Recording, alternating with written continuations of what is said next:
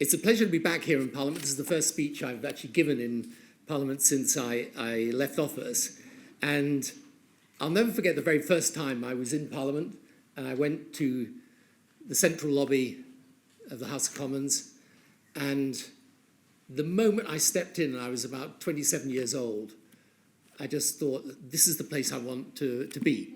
And some of you will know Lord Pendry, Tom Pendry, who was the MP that my father-in-law, who was not generally respectable, but in this instance had managed to get me in to see a Labour MP. And I always remember having this conversation with Tom Pendry and him saying to me after about 5 minutes, "Whoa, boy, you can't get in yet.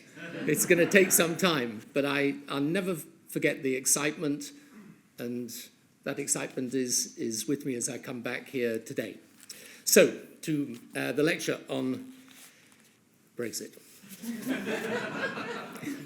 So on one thing, everyone is agreed. Brexit is the most important decision this country has taken since the end of World War II and the commencement of modern British history. It was taken by referendum on one day in June 2016 with a simple majority of those voting and by a margin of 52 to 48. At that point, self-evidently, there was no knowledge of what the alternative to life outside the EU would look like. But the country voted to leave, and the government was mandated to negotiate the terms both of exit and the new relationship. Since the 23rd of June 2016, as the negotiation has proceeded, so has our appreciation of what Brexit entails. The negotiation is complex. The future relationship around trade is technically fraught. There are many different versions of what Brexit will mean in practice, ranging from staying in the single market and customs union to going out without an agreement and trading on WTO terms. One other thing has emerged. There are different views about what is an acceptable Brexit outcome in Parliament, in the opposition party, and not only in the governing party, but in government itself and even the cabinet.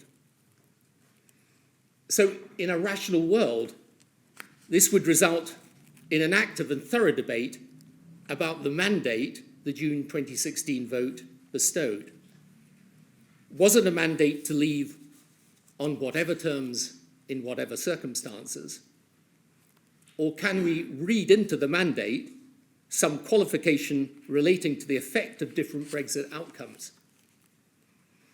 If it is the first, then there can be no revisiting of the decision, irrespective of what it means for the national interest or the economy.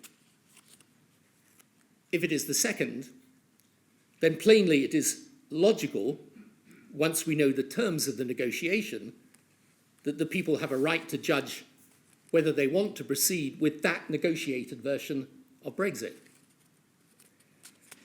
It is a matter which reflects in the most profound way on the state of our politics that it is the official position of both main parties in Britain that the first is the correct interpretation of the referendum decision, i.e. the British people voted to leave on any terms, or indeed on no terms. Such was the vehemence of their dislike of the European Union. In other words, this decision on that day, by that majority, in that way, has had the consequence of bringing into being a mandate which is comprehensive, all-encompassing, and eliminates further discussion of the wisdom of the decision. Just roll that round your mind for a moment. In no other dimension of life, let alone politics, in no personal decision that any of us take in the myriad of different situations which require decision in our lives, would we take such an all-defining direction to a new future in this manner? We wouldn't move jobs on this basis, move home, marry, or divorce with such a whatever the terms abandon, as apparently we have chosen to do, in this case, of the most momentous decision for the direction of our country in modern times. And what is more, in circumstances where the decision was only a small margin to the side of 50-50. I do ask, how on earth have we come to such an extraordinary and definitive reading of the mind of the British people? That not merely do we insist that they have insisted that we leave whatever the facts we now discover, or whatever the terms our government can negotiate, but even more extraordinary, that the same British people would resent deeply being given an opportunity to pass judgment on these terms once they know them. By a combination of a pitiful lack of leadership and the bludgeoning of that part of the media dedicated to Brexit at any cost, we have taken the British people to the point where we consider it a betrayal to allow them to revisit the most important political discussion and decision of their lifetime once they are in possession of the full facts which will determine the nation's destiny for generations to come. If we proceed with Brexit, future historians will naturally focus on the impact of the Brexit decision. But I predict that one major part of their inquisition will be how we as a country were persuaded that we should take such a decision so irrevocably in such a fashion. The case that I and others make is not that we ignore the referendum and reverse Brexit by a simple act of government or parliament.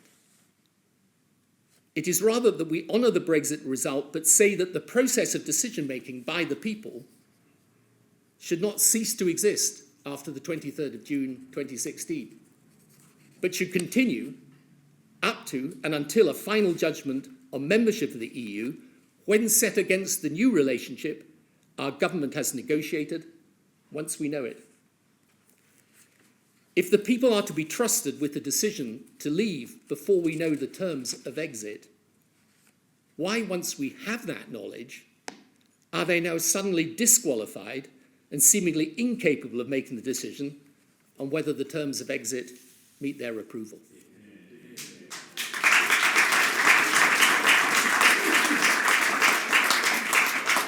Yet this is where we are.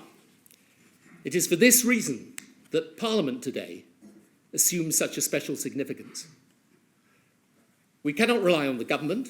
It has been plain for a long time that their primary interest, given the divisions, is to keep the facade of unity. Unfortunately, we cannot rely on the opposition because its leadership believes, whether for reasons of opportunism or covert opposition to the EU, that they must commit to doing Brexit but pretend that they would secure a better Brexit deal. The truth is that the case for letting the people make the final decision is common sense if it is considered rationally and free of pressure. Think of all the things that we know since the 23rd of June 2016. Think of how much greater is our understanding of the various options, the intricacies of our trading relationship, the impact on each sector of business and industry. Add up all the aspects of the negotiation, from Euratom to fishing rights to security cooperation, and think how much more we know about corners of our national policy which seem settled in bureaucratic obscurity, but now require analysis, investigation, and painstaking accord. Take Northern Ireland. I recall the visit I made with John Major during the referendum. Let's say we didn't exactly set the campaign on fire. The warning we gave was dismissed with ease by the Secretary of State, almost with contempt. Today, Northern Ireland is the issue, which stands between the government and a successful conclusion to the withdrawal agreement, and no one is dismissing it now. Everyone says they want a frictionless border between North and South. In the past, this was easy. For 100 years since partition, there was an agreement for the free movement of people and commerce across the border. The Republic of Ireland and the UK were always in the same relationship to Europe as each other. They joined the EU on the same day in 1973. Now the border will become the border between the UK and the EU. It is frankly obvious that the border can only remain frictionless if the North stays in the same relationship to Europe for trade and free movement of people as the South. This means, by the way, not just a customs union, but a single market arrangement. We can solve part of the puzzle by turning a blind eye to free movement of people, though of course it makes a nonsense of taking back control of our borders for immigration purposes. But for trade, Europe will insist that if we are out of the single market, there will have to be some form of border checks. We can argue about how many and at what cost, but the border cannot be frictionless. Yet this is what we were promised. However, Northern Ireland is a metaphor for the entire negotiation.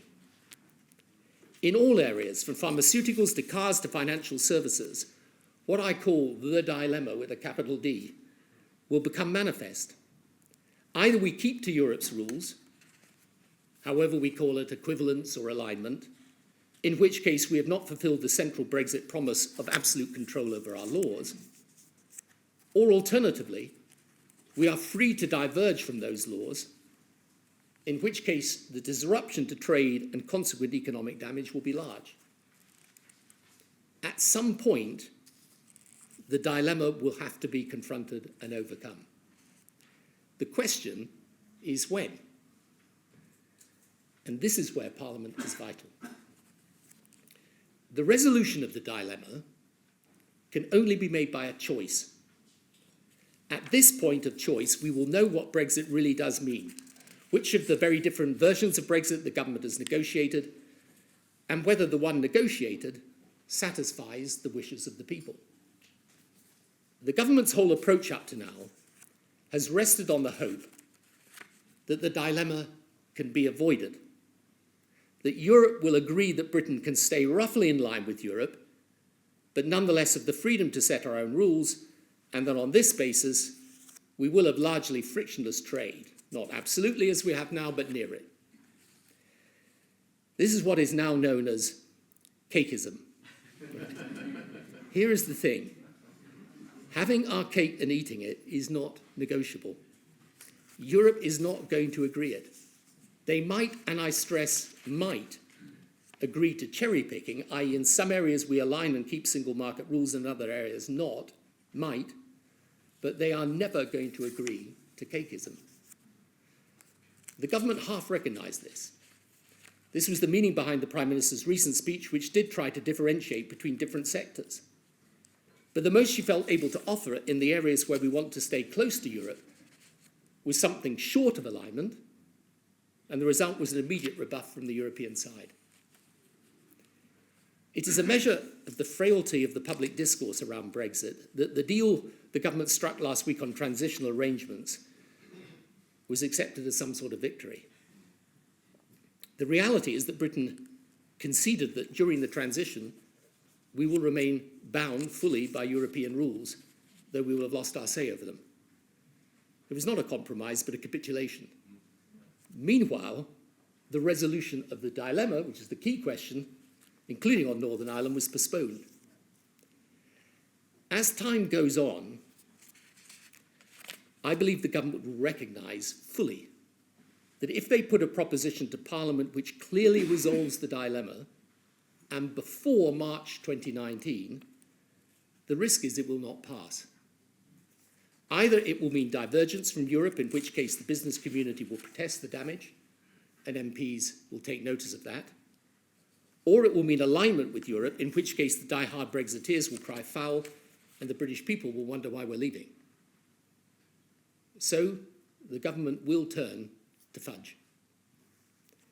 They will understand, and there will be Brexiteers who will assist them, that they have somehow to get past March 2019 without a defeat, and they can only do that if the terms of the new relationship are sufficiently vague to let the fiction of cakeism continue.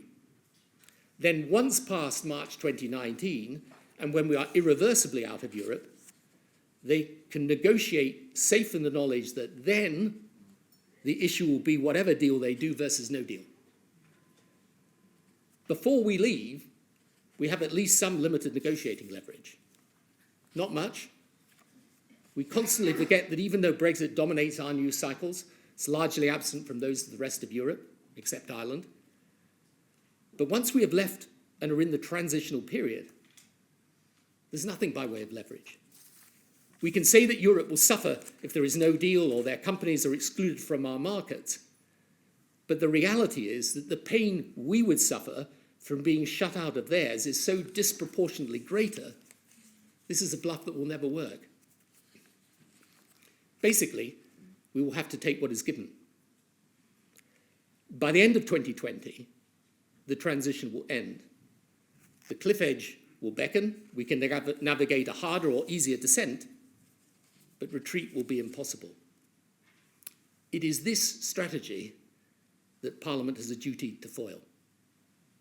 It has demanded a meaningful vote. The vote is only meaningful if it is on a proposition which allows us to know with precision what our future path looks like before we take it irreversibly. Exposing the strategy of fudge and preventing it should, in my view, be the overwhelming aim of the Labour Party in Parliament. I understand, though I don't agree with the decision to go along with Brexit, but it is the duty of opposition MPs to thwart a strategy designed to place the country in a position where it puts beyond reach of reconsideration a decision of this fundamental importance, whose full consequences we do not know.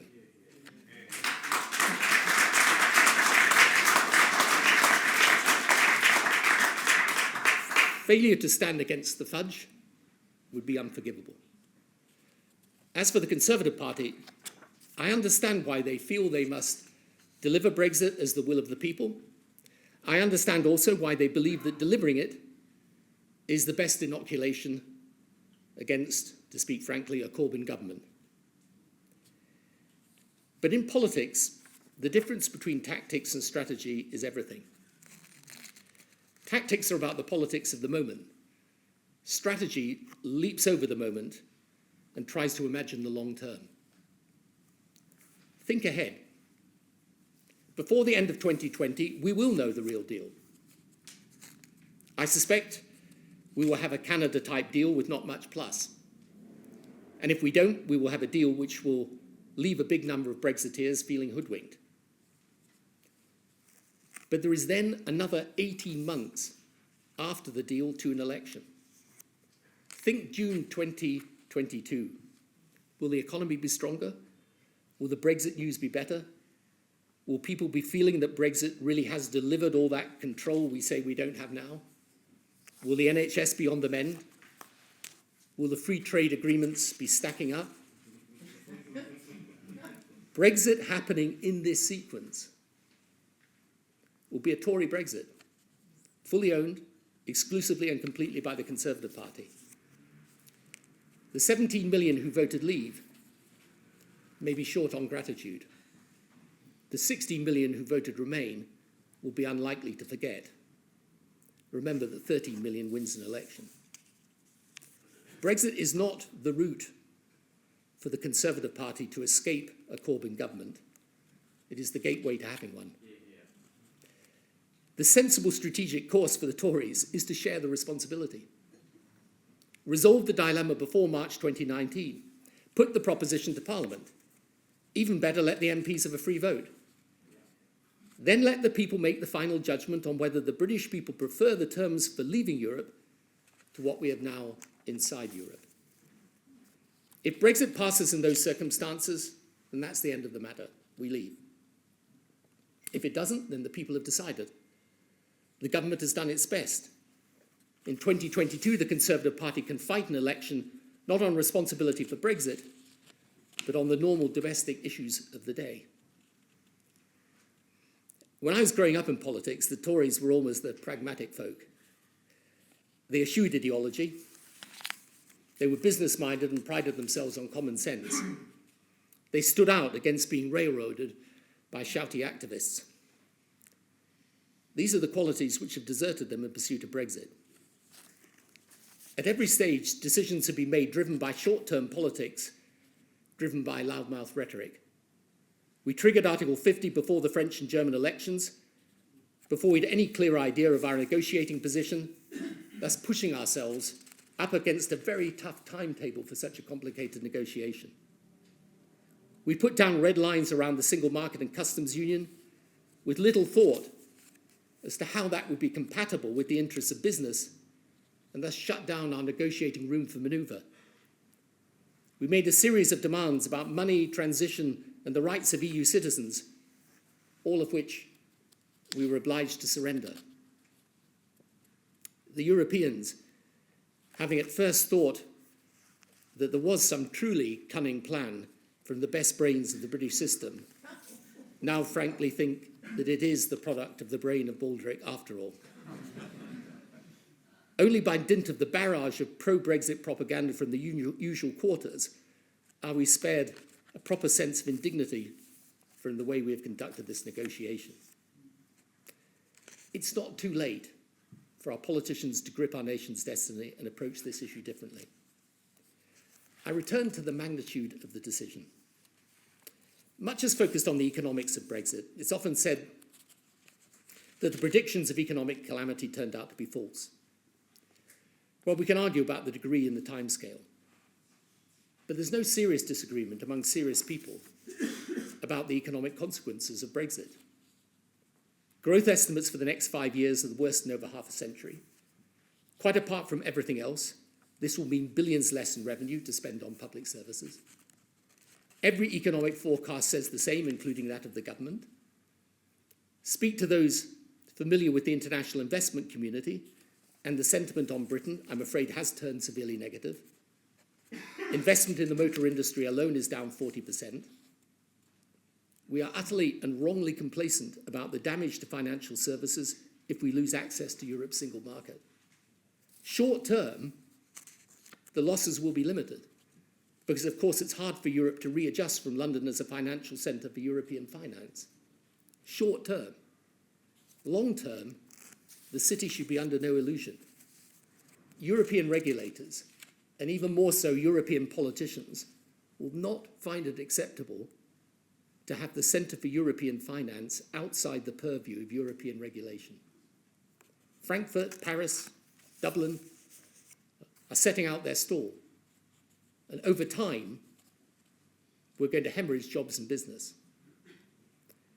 But the political damage, the damage to Britain's geopolitical standing, is the missing dimension to the Brexit debate.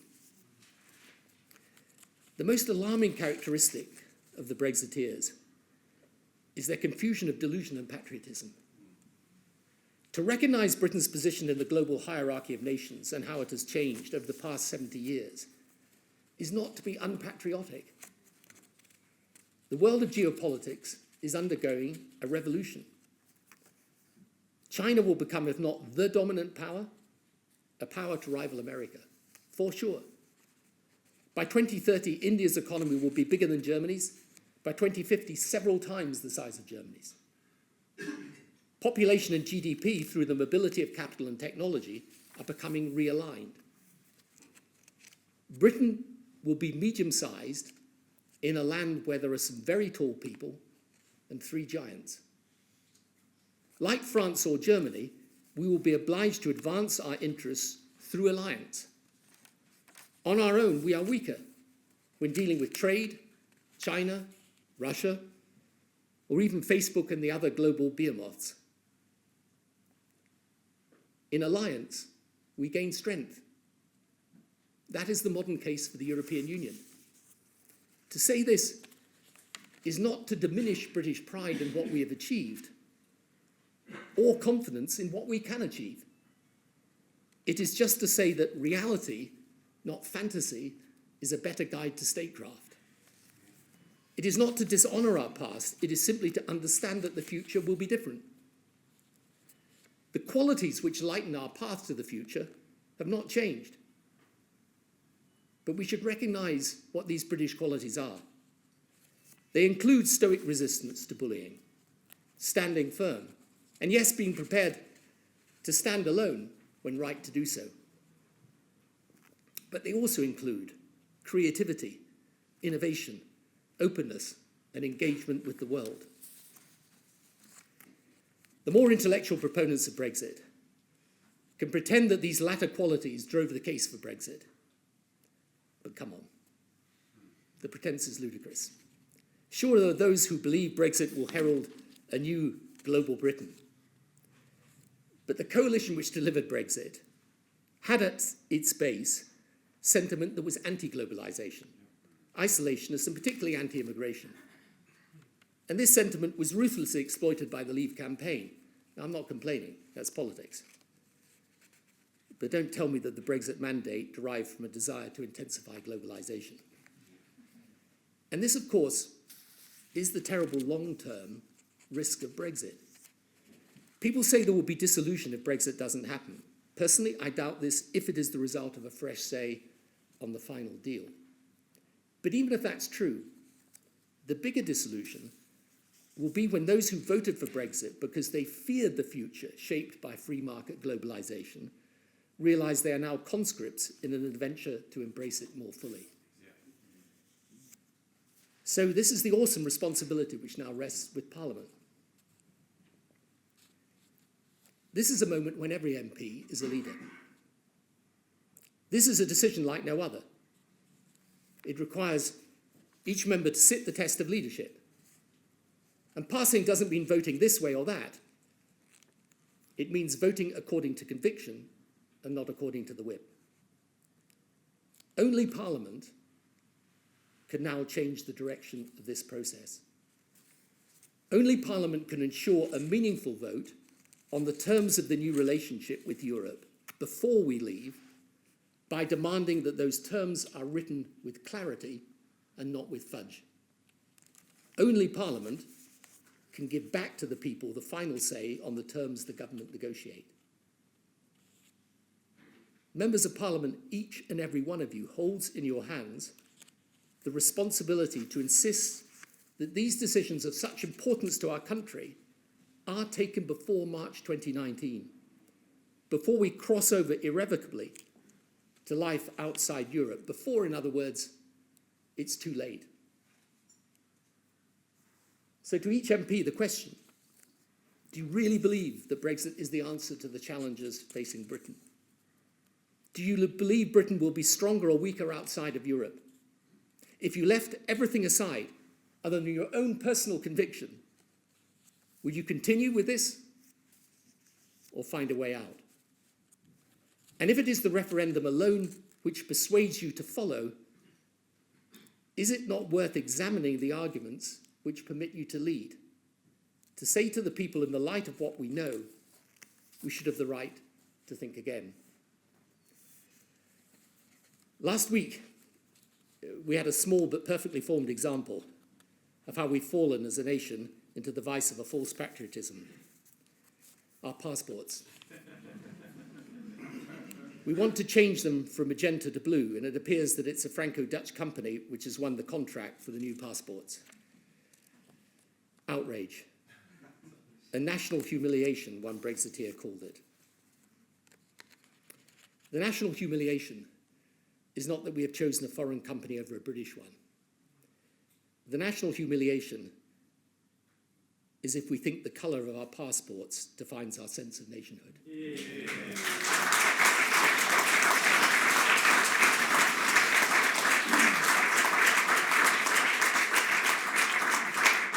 There is time, but not much time, to restore a proper patriotism, one which concentrates on building the nation's strength to handle the challenge of a changing world, not taking refuge in the vain hope of escaping it.